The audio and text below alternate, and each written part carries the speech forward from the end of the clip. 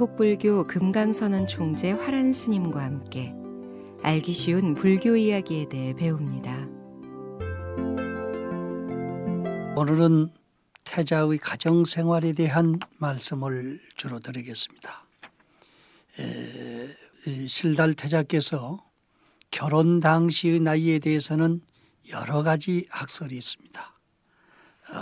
7살 때부터 12년 동안 공부를 마치고 나서 결혼하는 것이 그때의 일반적인 그 풍습이었기 때문에 19세에 결혼하지 않았나 이런 생각을 하는 사람도 있고, 또 그보다도 늦게 결혼을 했다 또는 그보다도 일찍 결혼을 했을 것이다 이렇게 이제 생각하는 사람도 있습니다. 하여간 당시 인도 사람들은요, 바라문이나 귀족일수록 일찍 공부를 마치고 결혼해가지고 범직이, 가극이, 양기를 치르고 나면 누구든지 출가를 해서 성불을 하는 것을 최고의 목표로 삼았습니다. 이렇게 범직이라고 하는 것은 이제 청정한 마음으로서 가정생활에 충실하기 위해서 기초적인 공부를 하는 시기를 범직이라고 그럽니다. 그러니까 12년 동안 주로 가서 공부를 하는데, 당시의 풍습으로서는 학교가 따로 없었기 때문에 선생님 집, 요즘 우리나라 같으면 서당에 가서 이제 공부를 하게 됩니다. 근데 자기 집에 있으면은 버릇이 없다고 그래서 꼭 선생님 집으로 보내서 단체 생활을 하는 것을 기본으로 했습니다.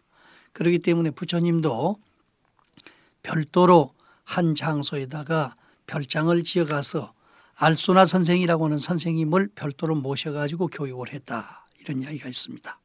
하여간 이런 기간이 약 12년 동안을 거치고 나면은 가극이, 그 다음에는 이제 결혼을 해가지고 집안에서 가정 생활을 주로 하고 직장을 가지고 그 위로는 부모를 섬기고 옆으로는 형제간들과 우애를 해가면서 또 자식을 낳아가지고 밑에 사람을 잘 길러가는 그런 일을 하도록 하는 겁니다.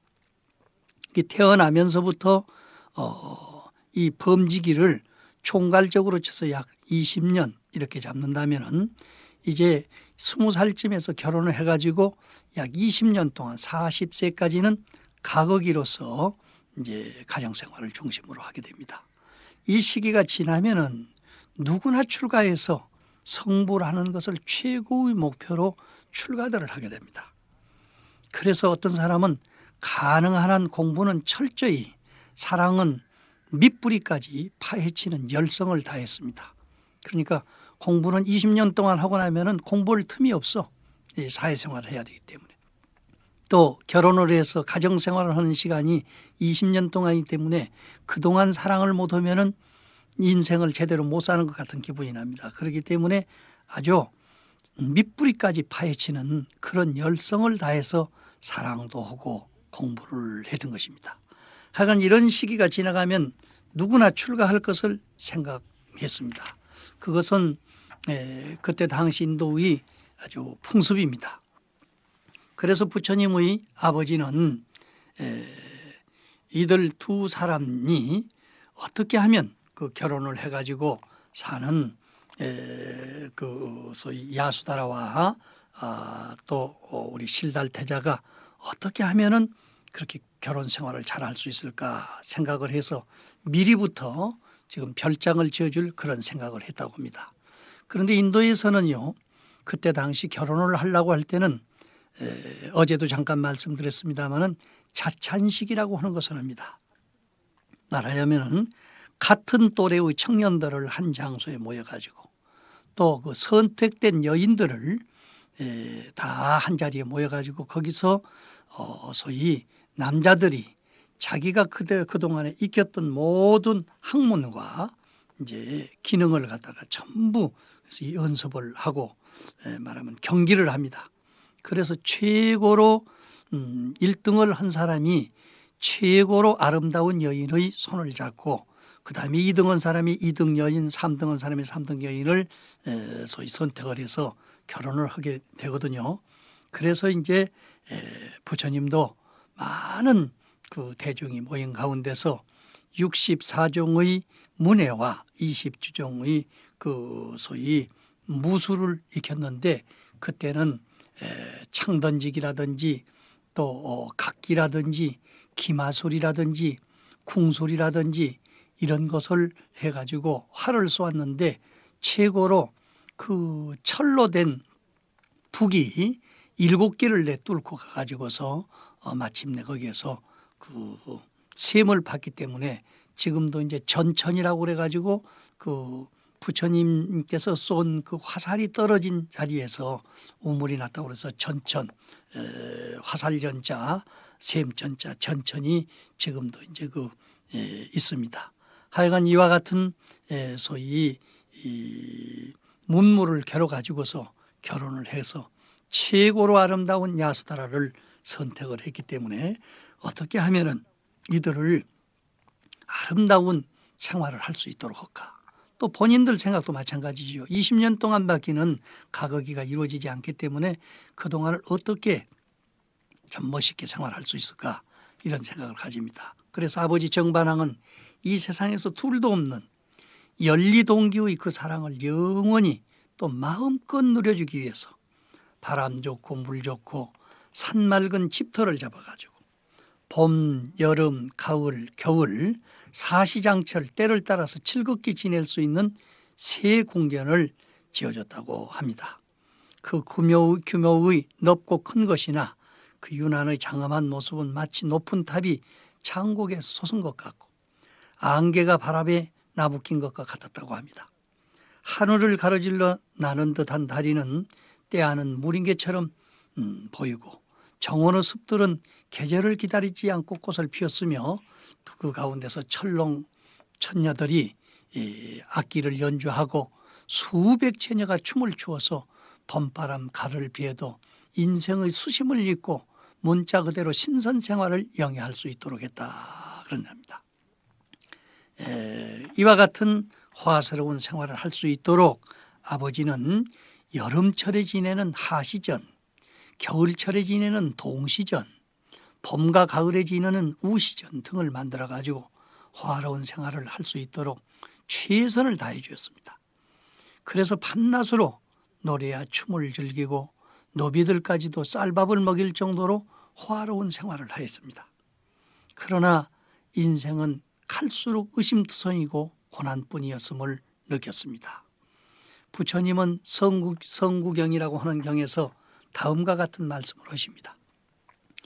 인간이 산다고 하는 것은 무엇이냐? 산다는 것은 결국 구하는 것 외에는 아무것도 아닌데 그 구하는 데서 착하게 구하느냐 악하게 구하느냐 하는 것이 다를 뿐이다. 그렇죠. 이 세상 사람들이 산다고 하는 것은 결국 무엇인가를 애타게 갈구하고 있습니다. 돈을 갈구하든지 명예를 갈구하든지 사랑을 갈구하든지 자식을 갈구하든지 음식을 갈구하든지 그런데 그것을 그 목마르게 구하는 그 마음이 강하게 착한 마음으로 구하느냐 악한 마음으로 구하느냐 그것이 다를 뿐이란 말이죠. 사람은 스스로 늙고 병들고 죽게 돼 있으면서 남이 그렇게 되는 것을 보면 웃고 있단 말이에요. 세상의 모든 것은 결국 죽어가고 있지 않느냐. 그래서 인생은 슬프고 고독한지 모른다. 그런데도 모든 사람들은 스스로 멸망해 갈 것을 생각하지 못하고 다투고 싸우고 집착하고 있다. 우리들도 그러지 않습니까? 저 노인들이 계시는 경로당 같은 데 갔다가 애들이 나가가지고서 문 팍 열어보고 방 안에 노인들이 가득 차 있는데도 아무도 없네 하고 나오는 때가 있죠. 이건 어떻게 보면 노인들을 사람 취급을 하지 않는 그런 애들의 단순한 이야기 같습니다. 이 세상 모든 사람들은요 결국에 다 늙고 병들고 죽게 돼 있으면서도 젊어서 늙은 사람을 보면 우습게 보고 건강했을 때 병든 사람을 보면 우습게 보고 또 죽어가는 사람을 보면은 자기는 영원히 살 것 같은 그런 착각을 느끼는 사람들도 들어 있습니다. 사실 부처님은 바로 이러한 생활을 통해서 하시전, 동시전, 우시전 거기서 또 천동천녀들 여러 가지 음악 그 부유한 가정 생활을 통해서 인생의 그 끝이 밑바닥이 무엇인가를 너무너무 깊이 생각을 하고 체험을 했던데 이런 이야기가 나올 수 있는 것입니다. 사실 그렇습니다. 집에 집착한 사람은 집 때문에 아무 일도 하지 못하고, 옷에 집착한 사람은 옷 때문에 걱정이 많고, 음식에 집착한 사람은 먹는 것 외에는 다른 생각을 하지 못합니다. 단지 그 구하는 마음이 깊고 두터우냐, 얇고 가벼우냐에 따라서 차이점이 있을 뿐 거의 모두가 탐진치로 가득 차 있습니다. 돈이 없을 때는 돈이 없어서 걱정하고, 사랑이 있는 사람은 사랑이 헤어질까 걱정하고, 명예와 지위가 있는 사람은 명예와 지위를 빼앗길까 걱정을 합니다. 그래서 부처님은 그 호화로운 가정생활 속에서도 인생의 고뇌를 크게 느끼고 있었습니다. 그러나 서가모니 부처님이 볼 때는 자기는 이렇게 호화로운 생활을 하면서도 바로 그런 것을 자기가 체험하는 것 같이 아주 뼈저리게 느끼고 있습니다. 그래서 부처님은 이런 이야기를 하십니다. 아, 삼계는 성난 불과 같구나. 뜬 구름, 아지랑이, 빈 골짜기의 메아리와 같은 인생. 이 무덤의 인생상을 해치고 진리의 달을 볼 수는 없는가? 시시각각으로 변쳐가는 그러한 것이 마치 구름 올라가듯이, 아지랑이가 앞에서 얼렁얼렁 하듯이 햇빛이 나서 얼마 있으면 싹 없어져 버리듯이, 큰 소리를 지르면 크게 골짜기에 메아리 울리고 작은 소리를 울리면 작은 메아리가 울리듯이 인생은 자기의 그림자를 따라가면서 살고 있는 것입니다. 그래서 이 인생 밖에 또 다른 밝은 달빛이 있는, 희망이 있는, 죽지 않는, 늙지 않는, 병들지 않는 영원한 생명의 달은 구할 수 없을 것인가. 이렇게 고민하고 있을 때 아버지 정반왕은 야수다라 비에게 야수다라 비 하나만 가지고서는 만족하지 못하기 때문에 그런 생각을 하는가. 이렇게 해가지고 더 많은 사랑, 더 많은 환락, 더 많은 음식을 곳곳에서 갖다가 안겨줍니다. 그러나 부처님은 그것을 보고 느낄 때마다 더 검정 구름을 갖다가 더 안겨줘가지고 천지가 캄캄하게 되는 것 같은 그런 느낌을 가지게 됐습니다. 자, 한 사람의 남자를 위해서 몇 수백 명의 여자들이 춤을 추고 노래를 부르고 잠을 못 자고, 그 가운데서도 시기 질투가 있어가지고 조금 잘못하면은 감쪽같이 갖다 죽이고 매를 때리고 하는 그런 모습. 한 사람의 목을 혀를, 새치의 혀를 즐겁게 해주기 위해서 산에서 바다에서 갖가지 물건들을 동원해서 음식을 조리하고 하는 그 군상들의 모습. 또 그 가운데서도 더 사랑을 받고 그 가운데서도 더 아름답게 꾸며져 가지고 눈에 들기 위해서 그 시기 질투하는 그런 모습들을 봤을 때 부처님은 참으로 그 뼈저리게 체험하는 가운데서 인생이 도대체 뭐냐? 얼마 안 있으면 다 병들고 늙고 죽을 사람들이 왜 저렇게 같은 장소에서 시기하고 질투하고 신여기고 보호해 주지를 못하느냐? 이런 생각을 했을 때 참으로 안타까웠습니다. 그러나 부처님의 아버지나 어머니나 주위 사람들은 태자가 이런 생각을 하고 깊은 명상에 빠질 때마다 무엇인가 부족해서 그러지 않는가, 이런 생각을 많이 합니다. 그래서 우리는 보통 생각할 때 이제 나우라의 어머니 되시는 야수다라 비만 부처님의 부인으로 이렇게 생각을 합니다만은, 어떤 경전에서는 바타카라고 하는, 바타카 차하나라고 하는 그런 여자, 또 부처님이 나우라 났을 때 내 그 장애물을 제거해 주신 정말로 훌륭한 아들이라고 해서 소리를 하니까 그 노래를 소위 참으로 그 아들을 낳은 아버지는 행복한 분이요, 또 손자를 보여주신 아버지는 행복한 분이요. 그래서 행복이라는 노래를 불러준 코타미라고 하는 여인이 있어요. 그 코타미 여인에게 부처님이 출가하기 전에 목걸이를 준 일이 있습니다. 그래서 코타미도 바로 부처님의 후비로서 맞아들이게 되었었다. 그 다음에 이제 그 외에도 한 서너 명이 있지 않느냐. 이것은 왕자였기 때문에 당연히 옆에서 시봉하는 사람도 있었을 것이고 나이 19세까지 가지 않아도 그 주위를 보살피는 사람이 있었을 것입니다. 천비성의 수파부타와 감미 아미타 같은 사람도 이러한 그 소위 훌륭한 그 배우자로서 옆에 나타나는 경우도 있습니다. 하여간 어쨌든 부처님은 이와 같이 호화로운 가정 생활 속에서 그 호화에 빠지지 않고 호화에 타락하지 않고 그 호화 찬란한 모습이 곧 탐진치의 무덤으로 보였기 때문에 거기서 헤어날 길을 마련한 것입니다. 우리는 좋은 환경 속에서 좋은 생활을 하다가 보면은 소위 남의 고난과 세상의 어려움을 알지 못하게 되는데 부처님은 이런 호화찬란한 생활을 통해서 새로운 인생의 길을 발견했기 때문에 이제 너무 답답하다. 세상이 답답하니 바깥 세상 구경을 한번 하고 이 문제를 해결해야 되겠다는 이런 의지를 가지고 장차 사문유관을 하게 되는 것입니다. 그럼 내일은 사문유관에 대해서 말씀을 드리도록 하겠습니다.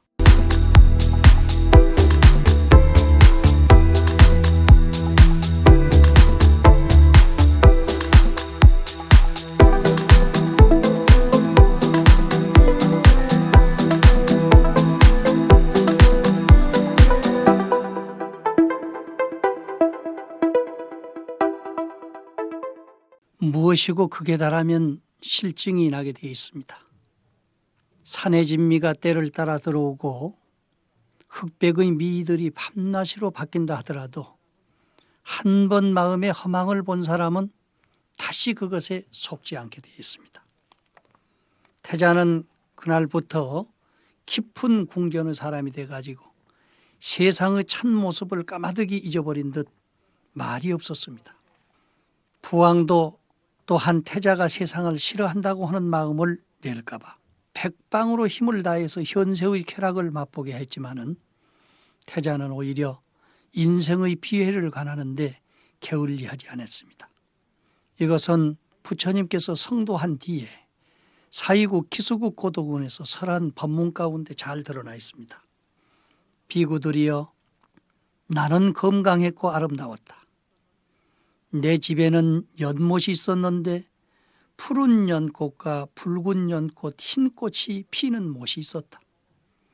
그것은 모두 다 나를 위한 것이었고 또 나는 가시의 전단항이 아니면 머리에 쓰지 않았고 가시포의 타방을 머리에 감고 속옷도 겉옷도 모두가 가시포를 썼다.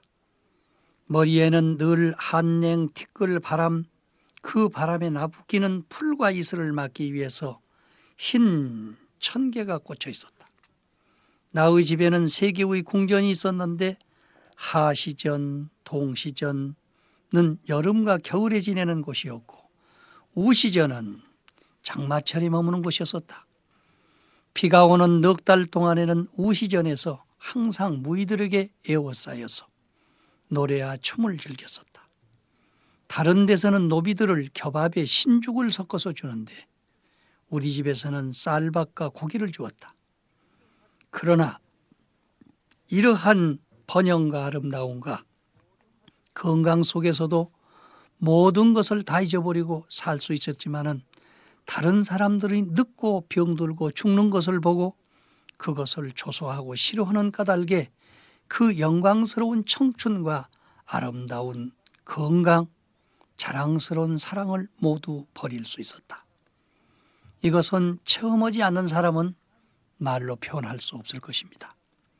누구나 감히 이것이 어떻게 사람으로서 그럴 수 있을 것인가 생각은 역시 부잣집 아들로 태어나서 호강을 실컷 부려보고 거기서 타락하든지 아니면 새로운 탈출구가 생기든지 둘 중에 하나가 된다고 그랬습니다.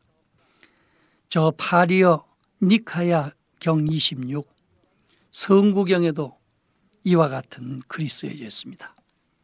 인간이 산다는 것은 결국 구하는 것 외에 아무것도 아니다. 아까 말했듯이 어떻게 구하느냐, 어떻게 그것을 선하게 구하느냐, 악하게 구하느냐 차이점에 불과하다 이야기를 하시고, 그런 것을 보기만 하면은 병들고 죽고 이런 것이 들어있는 사람들을 보기만 하면은 부처님은 슬픔에 잠기고 더러움에 물드는 것 같은 그런 기분을 느껴서 밤잠을 이루지 못했다고 그럽니다. 얼마나 이 간결하고 명쾌한 이야기들입니까? 누구든지 사람이 살아가는 도중에 이와 같은 의혹과 불안을 일으키지 않는 사람은 없을 것입니다.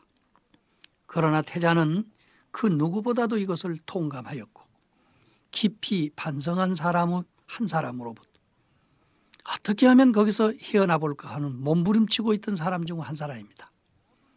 그래서 그의 귀에는 모든 소리가 그가 구하는 진리의 성구로만 들려왔어요.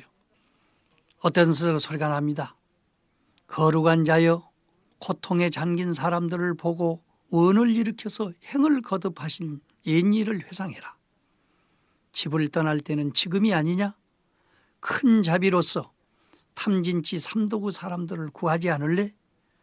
그러면 구름이 걷히고 달이 빛나듯 몸의 빛이 사방의 나라를 비출 것이다. 삼계는 고통 속에 빠져 있다. 성난 불과 같이, 뜬 구름과 같이, 무리의 달과 같이, 골짜기의 산울림 같이, 환각의 물거품과 같이, 어리석은 자는 젊음을 좋아하나 머지않아 늙고 병드는 것이 죽음 때문에 다 부서지게 될 것이다. 비유하면 꽃에 뒤덮인 가시의 꽃이 떨어지면 버림받는 것과 같이 피리 소리를 듣지 못하느냐? 구멍과 손이 하바에서 소리를 내어도 그것은 본래 온 것도 아니고 간 것도 아니다. 인연 속의 소리는 잡히지 않는다. 연을 떠난 소리는 없다. 모든 것은 비고 고요하여서 나도 남도 없다. 거룩한 자는 일찍이 부처님을 만나 벌써 참된 진리를 알았어야 하는 것인데 감노의 가르침을 빗발치게 뿌리칠 때는 지금이 아니냐? 이렇게 스스로 출가 전에 이미 성도 이후에 법문으로서 나타날 모든 문제를 젊은 청춘의 기백 속에서 반성하면서 생각을 해보는 것입니다. 아름다운 미녀를 매혹적으로 부르는 음악 소리였지만은 부처님 귀에는 곧 그것이 자기를 경책하는 이렇게 채찍 소리로 들렸어요. 모든 사람들이 동경하는 젊을 때의 환락과 연애와 음악과 파티도 깊은 마음의 소유자에게는 역시 한 개의 수수께끼에 불과할 것입니다. 왕가는 필격, 유혹에 불과합니다. 그것은 끄덕고도 강한 자극을 구해서 마지 않는 것입니다. 마음을 한번 취해 크게 빠져들어가도 결국 거기서 끝나지 않고 한층 더 좋은 것을 구해서 게으르지 않는 것입니다. 또 거기에는 깊은 집착을 느낀 자가 아니면 무상의 한 세상에 이협을 받는 일이 없을 것입니다. 소유한 자에게 비로소 빼앗기는 쓰라움이 있듯이 이상하게도 환각의 무상감을 낳은 어머니였다는 것을 알았을 때 태자 자신도 놀랐을 것입니다. 여러분, 우리는 이 구하는 것 외에 아무것도 모르는 이 세상에서 온갖 번외망상을 꿈꾸고 살지만은 진짜 참으로 소유한 사람이 장차 뺏길 것을 생각한다면 스스로 놀랄 것입니다. 이런 글을 들여다보면 부처님처럼 어찌면 욕심이 많은 분도 드뭅니다. 이 화찰나는 모습, 이 아름다운 궁전, 그리고 가비라국의 그 태평스러운 세월을 이왕이면 야수다라 하고 100년만 살 것이 아니라 1000년만 년 살아야 되겠는데 내가 그 안에 병들고 늙고 죽게 됐으니 이것을 없애는 약을 구하지 않으면 안 되겠다. 이런 생각이 곧 더 나아가서는 세상 모든 사람들에게까지 뻗쳐나간 것이 아닌가 생각됩니다. 부왕은 이런 줄도 모르고 더욱더 아름다운 여인들을 모아다가 향락의 자료로 더해줍니다. 그러나 그렇게 깊은 생각에 잠겨있는 사람에게는요, 전깃불을 저지하기 위해서 먹구름을 모으는 어리석음이 지나지 않는 것입니다. 구름이 모이면 모일수록 전등빛이 더욱더욱 빛나듯이 필경 왕자의 마음은 진실한 법에 빛나고 있었습니다. 한 번 이 빛이 가슴 속에 번뜩이자 인간의 모든 허위의 의상은 저절로 벗겨져 마치 사람은 찬 하늘에 떠는 나체의 모양과 같이 전율하지 않으면 안 되게 되었습니다. 부와 권력, 명예와 연애, 이 모든 것이 모두 일시의 유혹이요 허위였습니다. 만성천자도 강적 앞에서는 어찌할 수 없듯이 아름다운 미녀와 영화스러운 부귀도 늙고 병들고 죽는 무서운 장군 앞에서는 처참하게 위축되고 손을 들지 아니할 수 없었던 것입니다. 태자는 견딜 수 없었어요. 환락의 무덤을 떠나서 좀 더 밝은 세상을 보고 싶었습니다. 그래서 태자가 세상 구경을 하고 싶다 하자 정반왕은 군신들에게 명령을 해서 주혹 7보의 거마를 정비하고 성문의 길들을 개소해서 일체의 더러운 것이 눈앞에 띄지 않도록 만들었습니다. 그러나 첫날 태자가 거마를 타고 동문을 향했을 때 홍안의 청춘 남녀가 길을 메우고 오색 찬란한 꽃가루가 길거리를 덮었는데 그런데 호련히 도중에 한 노인이 나타났어요. 저자는 누구냐? 머리는 희고 눈은 어둡고 등은 굽고 몸은 떠는구나. 겨우 한가지 지팡이에 기대해서 추척추척 걸고 있는데 저 사람은 누구지 하고 종자에게 물었습니다. 종자는 말했습니다. 이는 늙고 쇠약하여 죽음이 가까운 사람입니다. 저도 옛날에는 홍안의 청춘이었습니다. 밤낮으로 오용날을 마음껏 즐기다 보니 이제는 몸이 늙어서 슬픔은 많고 즐거움이 적은 사람이 됐습니다. 그러면 저 사람만 그렇게 하느냐? 우리 모두 그렇게 될 것이냐? 이것은 인간 일체의 운명입니다. 태자는 이 소리를 듣고 소스라치게 놀라면서 머리를 숙이고 깊은 사념에 젖었습니다. 가자. 생각에 노쇠의 적이 다가오고 있어. 시가 원님 그 무엇이 즐겁겠느냐? 군신은 태자의 우수에 젖은 말을 듣고 모두 주저하고 근심 걱정하였으나 할 수 없이 궁중으로 돌아왔습니다. 부왕은 태자를 위로하기 위해서 베풀어진 외의회가 도리어 태자를 슬프게 해주었다는 소식을 듣고 이튿날 남문을 출유할 때는 더욱 엄정했습니다. 그런데 뜻밖에도 몸은 시들고 배만 커서 숨은 허덕허덕 사람의 동정만을 구하는 한 병자가 나타났습니다. 참으로 침통한 전경이었습니다. 태자는 의자에게도 물었어요. 저는 누군고? 병든 사람입니다. 치수하풍 4대가 허물어져서 제대로 되지 않기 때문에 몸을 감당하지 못할 뿐입니다. 이것은 빈부귀천의 차별이 없이 모든 사람이 다 겪어야 하는 운명입니다. 이 말을 들은 태자는 세상 사람들은 어리석구나. 병환이 오는 그 시간을 미리 알지 못하는구나. 오늘 향기그간 사람이 내일 백골이 된다는 것을 누가 보증할 것이냐. 태연이 세상 영화를 추구하고 환락으로 천일을 헛되이 보낼 수 있겠느냐? 돌아가자. 그리하여 다시 거만은 궁중으로 돌아왔습니다. 또 제3일 서물에 이르렀을 때는 경계를 더욱 엄중히 하고 청소를 깨끗이 하였건만 괴상하게도 네 사람이 메고 가는 하나의 상여가 태자 앞에 나타났습니다. 번화는 아름다운데 따라가는 사람들은 왜 저렇게 울상을 하고 가느냐? 저것이 무슨 가마냐? 물었습니다. 종자들은 죽은 사람을 뜸고 가는 가마입니다. 모든 근이 무너져서 생명이 끊어지고 정신은 멀리 떠나서 형에만 남아있으므로 원근 친척과 이 친구들이 은혜 이별의 정을 잊지 못하여서 저렇게 우는 것입니다. 태자는 탄식했습니다.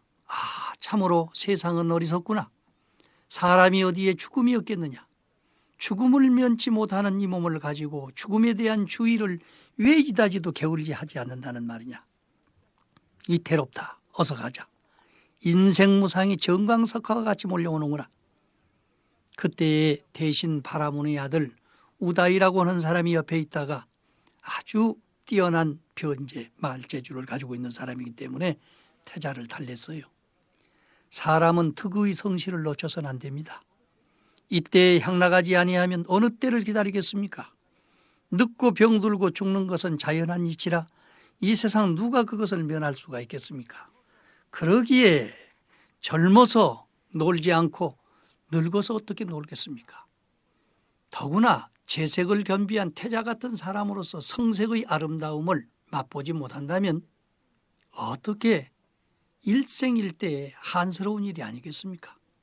구구한 형체의 욕 그것이 어찌 대인의 성도를 장애하는 일이라고 하겠습니까? 아마 이 이야기가 우리나라 노래 가운데서 노새 젊은 옷에 늙어지면 못 노나니 하는 이야기가 됐는지는 모르겠습니다. 그런데 태자는 단호히 말씀합니다. 나를 생각하는 것은 가상하다.